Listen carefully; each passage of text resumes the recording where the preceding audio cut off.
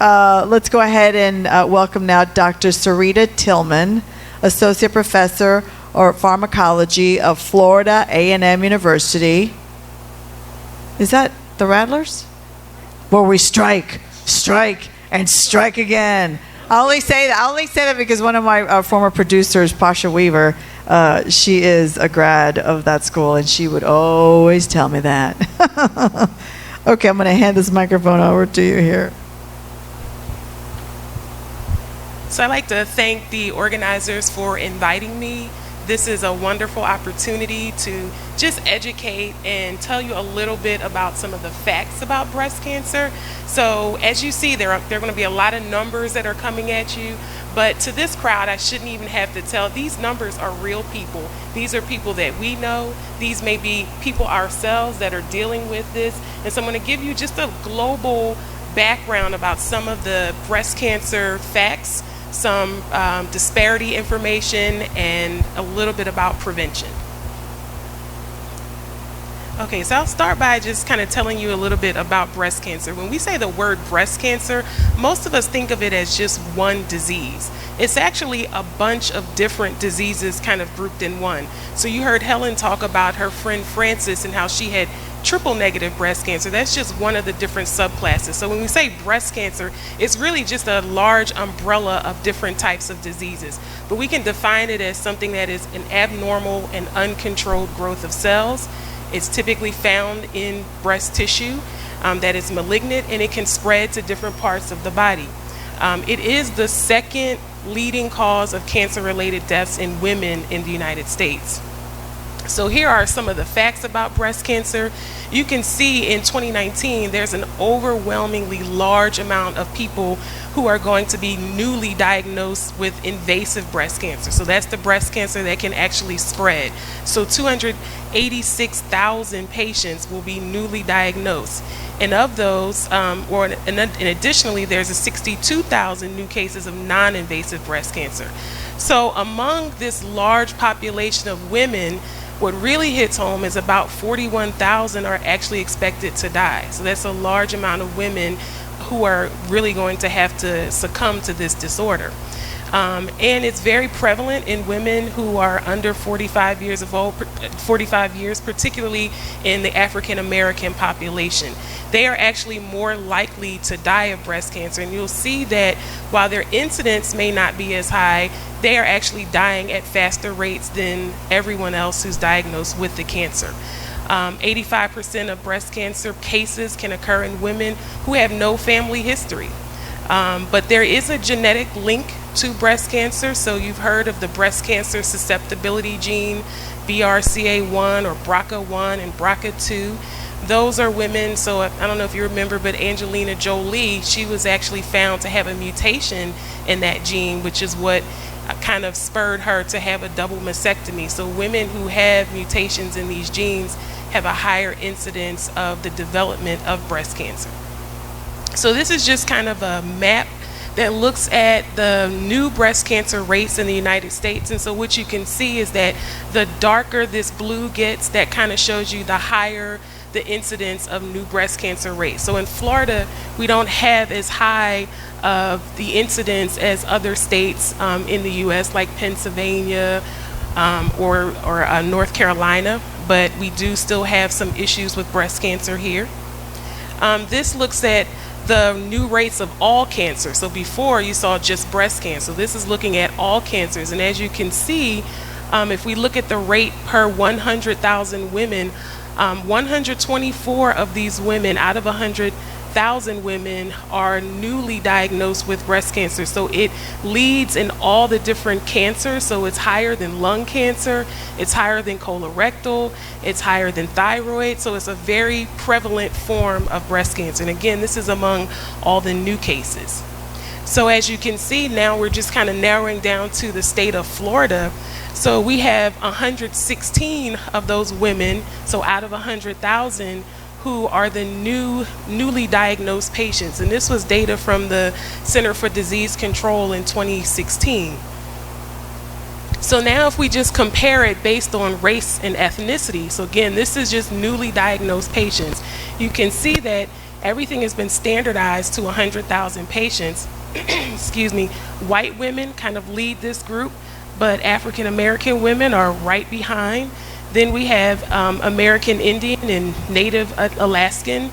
We have Asian Pacific, and we have Hispanic. So you can see the minority groups are right behind the majority groups in terms of some of these newly diagnosed breast cancer patients. So now you can see in the state of Florida, I've actually highlighted out Leon County where FAMU is, and here is Orange County where we are right now. So you can see again on this heat map, we're not at the lowest point, but we do see about 106 to 114 cases based on county. So these aren't the highest rates, but again, we still have a significant breast cancer problem. Now here's what's going to get more interesting. So now we're looking at the breast cancer death rate. So everything before that was incidence. How many patients were going to their doctor and being diagnosed with breast cancer for the first time? So here are the people based in the United States where the death rates are occurring. So again, Florida is not as high as some of these other states like Nevada or Oklahoma or Louisiana or Mississippi, but we do have a significant problem. So among the top 10 cancer death rates, remember before, breast cancer in women was the highest incidence, but in terms of death rates, we are second to lung.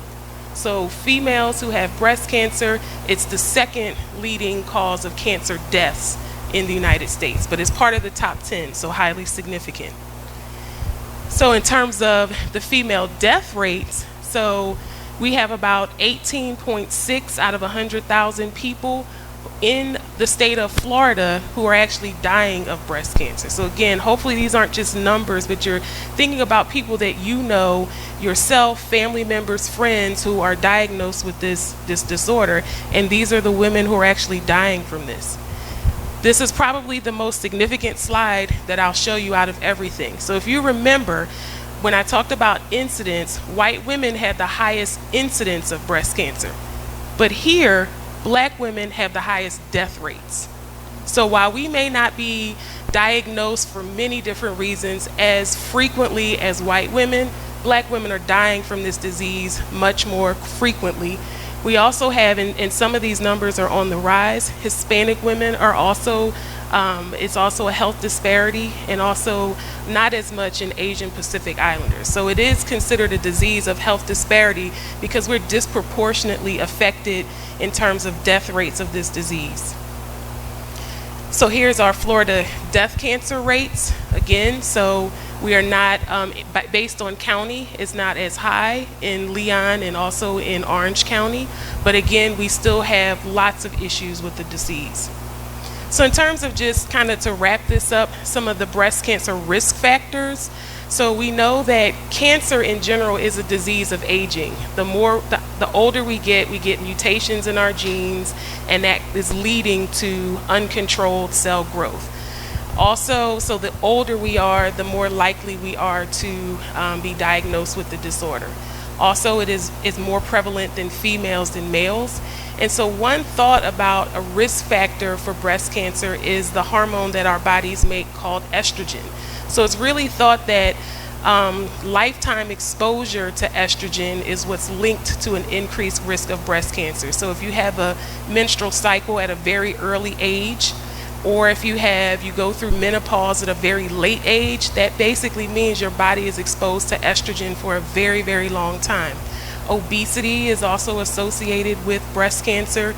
If you have a mother or a sister who's diagnosed with breast cancer, that also increases your likelihood.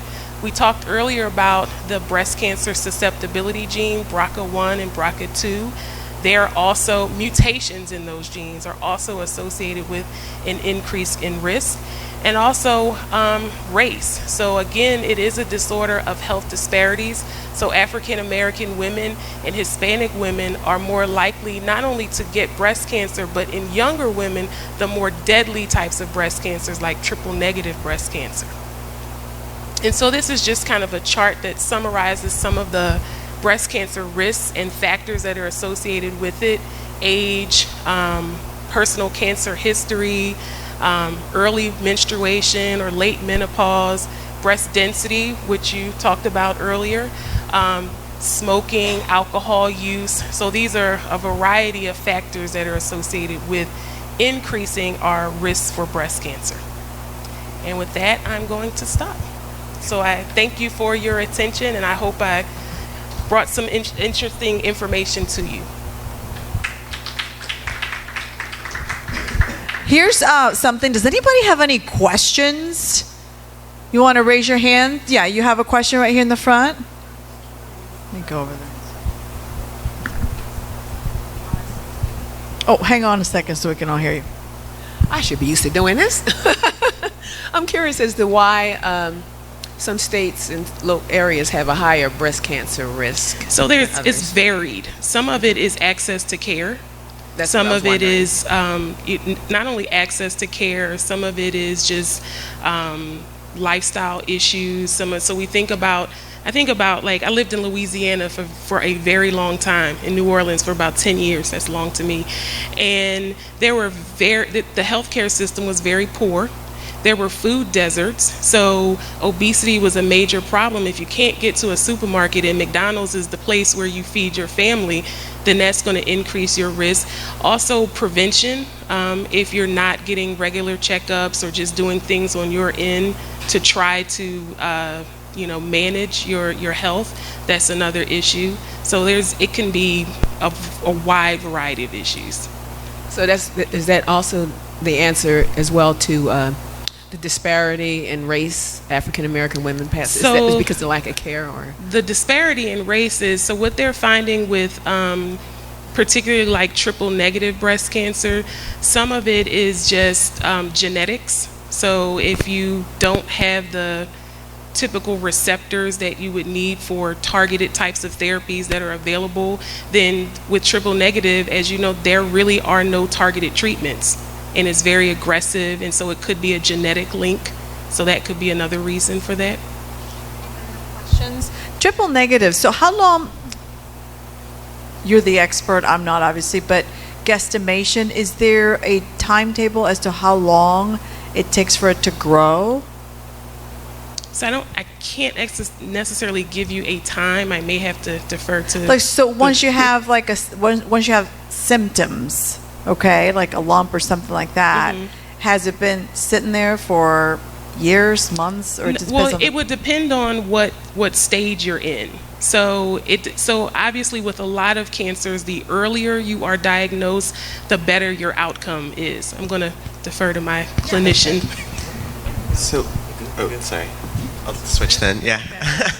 A lot of it does depend. So just focusing on triple negative, we do tend to think, as Dr. Singh Ben mentioned, that that's more aggressive. A lot of risk factors go into how aggressive something is, some of which I'll cover, but some of it has to do with age, but then also the subtype. So if you think at the converse, there are slower growing cancers, which actually in older women could have technically been there for years. But when you think of these triple negatives, they can grow quite quickly, and I think months is a good answer to that. That is sobering, isn't it, to hear that? Any more questions? You got to have questions. Don't be shy. This is the moment to ask. I'm going to ask something that when I talk to my, gal pals, and we talk about these kinds of things. Something like if somebody has, sore. Couple kids here, but we'll say it, like a sore, the top of your breast, okay, the nipple area, that's sore, and it's all of a sudden, and it's just like this pain that, they're not wearing any tight clothing or anything like that, but you have, a symptom like that. Could that be a sign of something that should be checked on? Is that one of the symptoms for breast cancer, or like even if they don't find a lump? I think if you see or feel anything, always just get evaluated.